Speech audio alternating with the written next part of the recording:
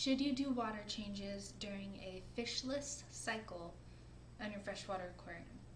To reiterate, this is a fishless cycle, so the advice is going to be different if you have fish in the tank already. But if you don't, in general, water changes aren't really necessary when you're trying to cycle your tank, because remember, we're trying to build up the ammonia and the nitrite to get the cycle going and completed.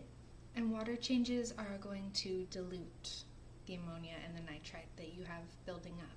There might be some instances where you would need to do a water change, and that's going to be like if you buy ammonia from the store and you're adding it to your tank and you add too much, because you want your ammonia to stay around 5 parts per million, so 5 ppm. And you're going to need a test kit to test that.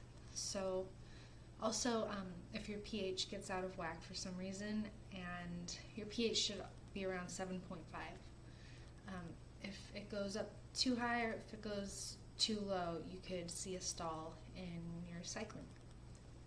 So do a water change in those situations. You could keep it small and then remember to add your dechlorinator. Some people say that water changes add minerals back into the water that have been used up by the bacteria.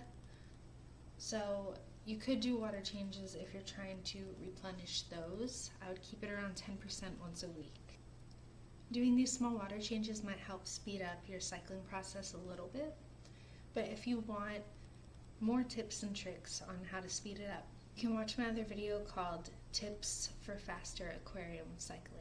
So to summarize, water changes aren't really necessary, but you could if your pH gets out of whack, or you're trying to replenish minerals, or you added too much ammonia.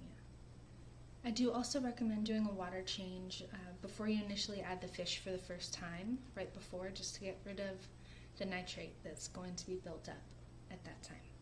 Take care and stay kind.